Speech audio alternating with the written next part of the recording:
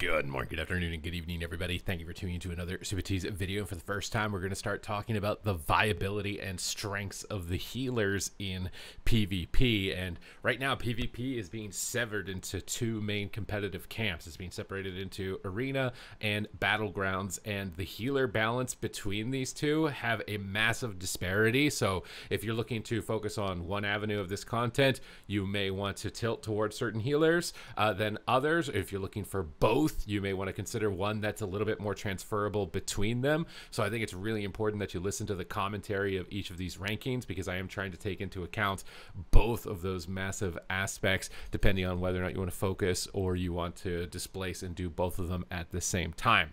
Now, they did a massive wave of changes. I'll have that video linked at the end of this one. I think it most notably changes to the PvP trinket bonuses. They've reduced stamina and main stat, but unfortunately, healing still seems to be really powerful. Lots of solo shuffle arena games are going to 70-80% healing reduction, and this is the dampening mechanic. So if it takes 70 to 80% healing reduction for a quote-unquote team fight to conclude, then we can say that if we're moving into a battleground situation, that we're going to have some problems there. And unfortunately, on the beta, the battleground blitz queues don't pop that much. However, I have been spamming them a lot on the pre-patch, and the same is true on the pre-patch, where healers' mana expenditure seems to be non-existent, and in a lot of cases, healers can kind of just heal through 3 DPS seemingly effortlessly, with probably like half of the capacity of the DPS players attacking them. So it seems to be like there's a great imbalance in that regard. And I will say that it looks like they are aware of that, and they are trying to actively reduce healing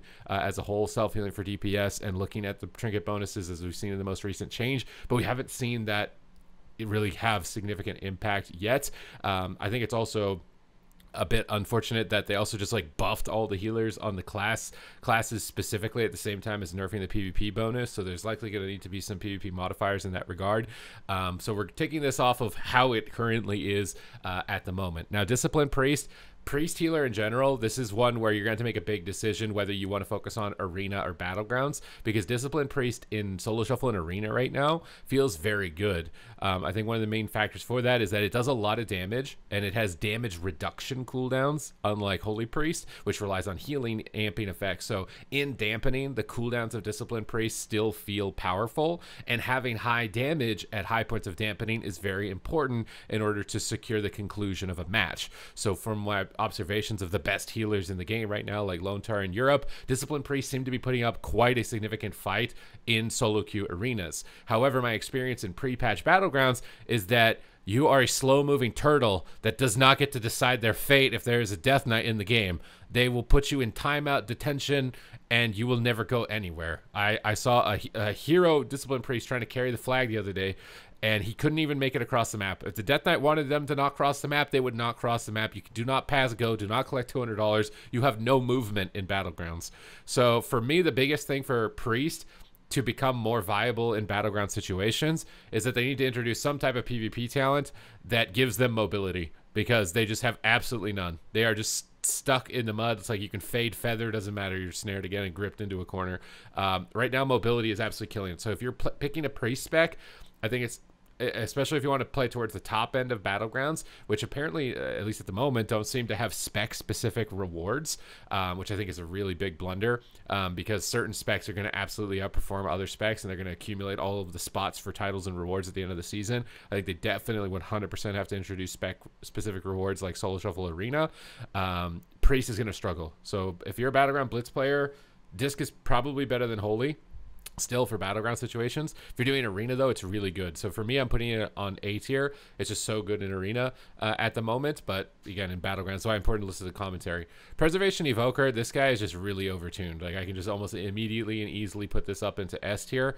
The healing output, the damage output, it has solid mobility. It has really good cooldowns. I think that Rescue is a super underrated tool in order to help get your flag carrier across the map. I think that the kit is really good. It's really strong. It's really fun. You have decent hero talent trees that are really powerful as well. It's just everything about it is just tuned, dialed up to 11. It's easily like the top performing healer right now in Solo Shuffle, and I would imagine in Battleground Blitz as well, given how high its throughput is and the great mobility tools that it has available to it. Now, Holy Paladin, unfortunately, has been getting nerf after nerf after nerf, and I do think it is starting to have some negative implications. Now, you do have a better mobility than Priest in Battleground situations with Freedom and Steed to be able to try and get away from enemy attackers. I think like AoE Blind can be really good for disrupting people trying to push in on your FC, or for you to just be able to escape from many enemy attackers. Although if you have damage over time effect classes on your team, I highly recommend you don't press Blinding Light. But you have great tools. I think Ultimate Sack can be a really great tool as well to protect flag carriers or orb holders on Temple of Kot Mogu. So you do have tools that do make you decently competitive in Battleground situations. But I'm mostly worried that you're just getting nerf after nerf after nerf with no real compensation at this time, while every other healer in PvP is kind of outperforming you. So for me, I think Holy Paladin is probably going to be more B. I think you're also really highly susceptible to crowd control. And as you start pushing higher rankings, whether it's arena or solo or battlegrounds, it becomes much easier to exploit you with that specifically. But you do have decent tools in battlegrounds. I'd say the output is okay in arena at the moment, although it seems like you're falling behind with nerf after nerf after nerf. So I think middle of the pack, probably going to need some PvP adjustments and tuning adjustments on their healing abilities after whatever it is they're going to do to you because of PvE happens, if it is going to remain in a competitive spot. Now, Holy Priest, I think, is by far the worst healer. The opposite of Preservation, just all of your throughput is very low at the moment. You do have, unique mechanics like being able to go into Angel Form, be immune, Mass Dispel, and not take any sort of drawbacks to that. But you carry the same issues of Disc with no mobility, so you're just automatically so much weaker. Even you say Life Grip, but problem is you can't get to the spot where using Life Grip would be good, because you're just so countered by snares. And Death Knights are going to be really viable. Rogues are going to be, Death Knights and Rogues are probably some of the best Battleground Blitz specs. They're just going to completely hamstring you. You're not going to be able to go anywhere you want in the battlefield in that regard. And then in arena, because games are going to really high dampening and all of your healing kit is based around healing output, which gets reduced by dampening, you're probably one of the most negatively affected healers in that type of meta and situation. You much prefer, a little bit more bursty gameplay where you chastise fear a healer and you burst somebody down with instant holy fires. You're going to feel more competitive in that environment. So for me, it's just because of the way the healing meta is going at the moment, where games are really long and healers are bordering levels of invincibility. In arena, where dampening is a mechanic, it really negatively affects you. And in battlegrounds, you don't have the mobility, I think, and your healing output is lower, although you'll still probably be like unkillable as a personal healer. It's just you won't be able to get around the field to where you need to get to. Mistweaver, this is one where you're not really good in arena right now for the same issues as Holy Priest. Your cooldowns are really negatively affected by dampening. But in Battleground Blitz, you have the best mobility probably of almost any healer. I think Portal as a flag carrier, for example, and even just other maps, you can just immediately get out of a team fight that feels like it's never ending, which a lot of them end up feeling like, and you could just go somewhere else that's going to be of more impact. They got nerfed on their Incapacitate in a recent change, so your CC is going down a little bit. Like your overall throughput, again, in arena, it's going to feel weak. So for me, I think it's coming in about here.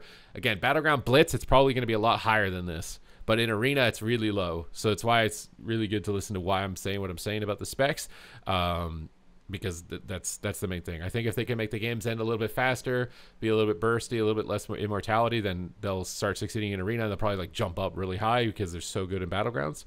Resto Druid is still absolutely remarkable, even despite the nerfs towards its mastery. I think its output is really high. Generally can avoid casting. You do decent damage. You have, arguably the best mobility because you can shapeshift out of snares so actively. I kind of think that they need to consider changing when you pick up a flag in BGs, it gives you like a speed boost. And I don't think like Druid or Monk maybe should get a speed boost when they pick that up. Like a Priest should probably get a speed boost that's bigger than the other specs because they can't move on their own with their own kit, to try and even out like which specs are going to be competitive flag carriers in that regard, because I think they want it to be like anyone can feel like they can pick it up, but because it's universally the same, it's not bringing equity to all of the specs, because some specs move slower than others. So when they get the 30% buff, everyone gets the 30% buff, and they're still slower than everybody, so it doesn't matter.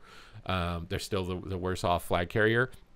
And you can run I can't remember what the talent is. The PvP talent makes you travel form, even like guaranteed speed and stuff like that. You're just obviously the best flag carrier, stealth. You can 1v1 a lot of DPS in the game, which is crazy good for battlegrounds. You're still really competitive. I think the main thing that's holding Resto Druid back is just preservation is so good, and that's typically been the counter for Resto Druid. And then when it's also just overperforming in numbers like it is, you don't really stand much of a chance as a Resto Druid, but you're easily like here on A tier, I think, like close to the second best, even despite that, and taking into consideration like all aspects of the game. If you want to do arena and BGs, Druid is going to be a way better pick. If you want to do BGs only, Mistweaver still could be like really solid, really fun pick for that specifically. Resto Shaman, a lot of your healing is coming from instant healing, which is generally good for competitive play. The new Farseer talents, the Hydro Bubble is doing a lot of healing. Riptide's doing a lot of healing. Your Cast healing feels a lot weaker, which kind of feels a little bit bad in some regards. You got a lot more baseline damage, which is really nice. But as far as like overall competitive play, I've been seeing Resto Shamans in solo shuffle lobbies losing wizard matchups, which is typically where they're supposed to dominate and win very easily. So for me, Resto Shaman is kind of falling off a little bit in terms of the overall power for the beta. I'm struggling if I want to put it on B or A, like low A, because I still think that it's better than a majority of the other healers. You have decent mobility. I think one of the main tools to make Shaman viable in battlegrounds is static field totem, so you can kind of replace and root enemies with earth grab totem and try and prevent them from getting to certain nodes that other healers can't. And you have Ghost Wolf as at least some amount of mobility in order to get to other nodes. You have knockbacks like Thunderstorm, which can be invaluable in certain situations, lassos and static fields. You got to really focus heavily on those utilities. You can't just kind of like passively heal. That's where Mistweaver is going to just completely dominate you. If you're focusing more on your utility usage, you'll start having success in battleground situations. So I don't think it's like a total fall off spec in that regard. I think I'm going to put it here for now because I think that its instant healing is still really good. And it's still decently balanced between both of the environments, between arena and battlegrounds as it is. And this is kind of where I'm seeing the current meta, given the current balance. This is a tier list that I will update as changes are ongoing and as things obviously make sense. So if you want to make sure that you're staying up to date with the rankings of any of the specializations in the game, I'm going to be releasing Battleground Blitz specific tier lists as well as soon as we get more data on that, because it's hard to get 100% data on that. That's why I've done the tier list like this, where I'm trying to take into account everything. If you're doing a mix of content, whether you're focusing on content to be able to understand the rankings of where they are, make sure you listen to the commentary to where they were put on the video. But other than that, thank you very much for watching the video, and I will see you in the next one.